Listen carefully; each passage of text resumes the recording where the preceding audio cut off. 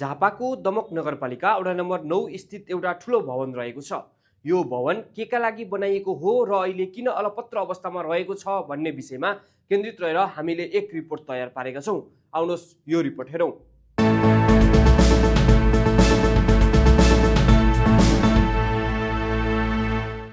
दमक नगरपालिका वडा नम्बर 9 मा रहेको सभागृह देशकै नमुनाको रूपमा रहेको जनाइएको छ। तर अहिले उक्त ठाउँमा झार बाहेक अरू केही देखिँदैन। संरचना पनि जीर्ण बन्दै गएको छ।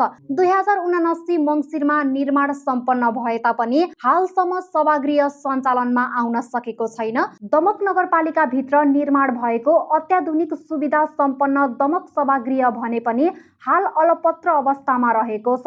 उक्त भवन 28,40,58,888 रुपैयाँमा सम्पन्न भएको जनाइएको छ। शहरी विकास मन्त्रालय अन्तर्गत शहरी विकास तथा भवन निर्माण डिभिजन कार्यालय इलाम मार्फत करोडौं लगानी गरेर निर्माण गरिएको यो भवन अहिले अलपत्र अवस्थामा रहँदाखेरि हात्ती छिरो पुच्छर अड्क्यो भन्ने उखानसँग मेल खान गएको छ। बाहिरी संरचना सम्पूर्ण सम्पन्न भए पनि भित्री केही संरचनाले अड्किएको यो भवन चाँडै सञ्चालनमा आउने आश गरिएको थियो। तर अहिले यो अलपत्र अवस्थामा रहेको छ। नेकपा एमालेका अध्यक्ष तथा पूर्व प्रधानमन्त्री केपी शर्मा ओलीको नेतृत्वमा सरकार गठन भएपछि बनाइएको यो भवनले केपी शर्मा ओलीलाई नै गिज्याइरहेको छ।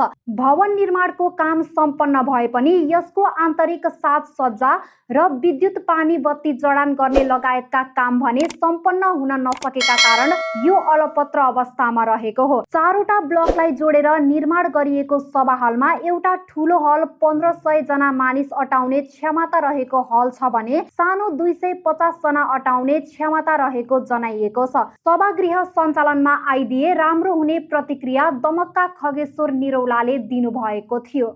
सञ्चालनमा आउँदा राम्रो सञ्चालनमा आउँदा राम्रो त्यसै अवस्थामा अब हित्तो अवस्थामा के राम्रो हुन्छ। सभागृहको नाममा पनि ठुलो विवाद भएको थियो।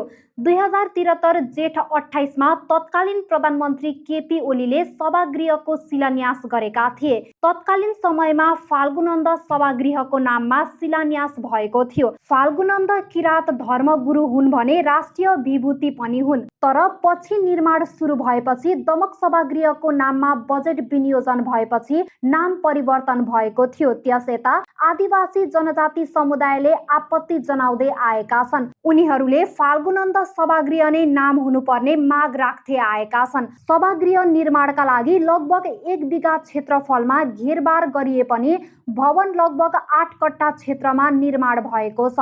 करोडौं लगानी भएका यस किसिमका सम्पन्न भएका भवन सञ्चालनमा नआउँदा नेतृत्वकर्ताहरूमाथि गम्भीर प्रश्न उठिरहेको छ।